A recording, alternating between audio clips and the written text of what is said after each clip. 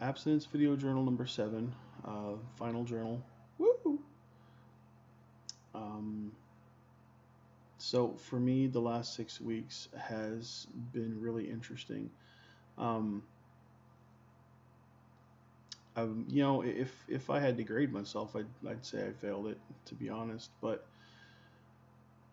I learned a lot about the times that I struggled and that I relapsed and I played the games.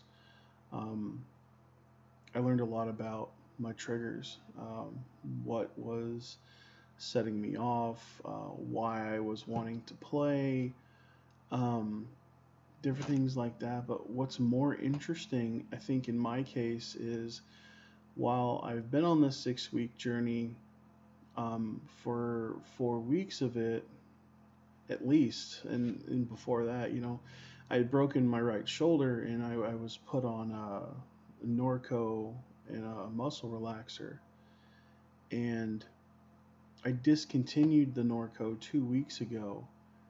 And after I discontinued it, it was like a haze had been lifted, and it was easier to think. I was thinking more clearly. I was able to respond faster. I felt like me.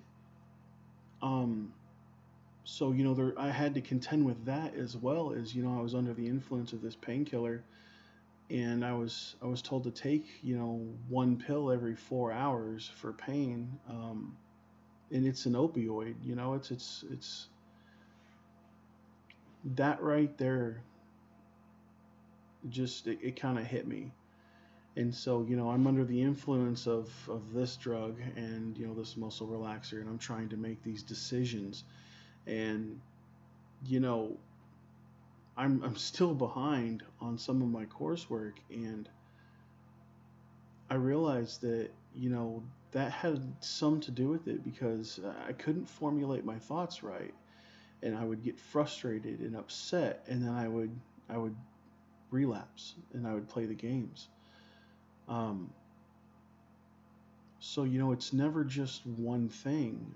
I gave up the video games for this, but it was the Norco that affected me the most. Um, and so I think it was really, really kind of interesting that this situation happened to me at this particular time because I learned quite a bit about just how to struggle, with the addiction, and with video games being what they are. Um, that's still like my number one coping skill, even though it was supposed to be off limits. That's where I went if it was like one time a week or if it was multiple times a day. And then the cycle just kept repeating. I wasn't able to break most of that until after I came off of the painkillers. Um, and we were just supposed to give up like caffeine and chocolate. In extreme cases, meat. Um, but I think I learned more just from taking the pain medication for my injury. I couldn't wait to come off of it. Like, I came off of it 2 weeks ago. I'll never take the stuff again if as long as I can help it. I dislike anything that messes with my ability to rationalize what's going on. And being in that situation, I can never truly understand exactly how someone can struggle with addiction, but I feel like I at least have a window into their world and what they may be going through because it's not as simple as Johnny is taking opioids or Sarah she's shooting up heroin every day. There's the underlying reason. There's why. There's how did it come to this. It's it reminds me of the story.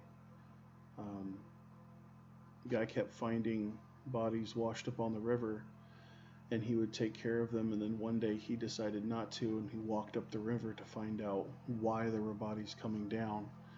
So it's not so much about the end result as it is helping the individuals find out what it was that that initially caused the addiction, that initially caused the struggle, and then to help them overcome that. Um, so it's more about prevention. It's more about um, giving them the tools that they need and helping them understand why they need these tools. It's the education. Um, but yeah, I could go on and on, but I'm already over time. So that's just a little bit of what I've learned over the last 6 weeks. And sorry that I'm a minute and a half over. Thank you.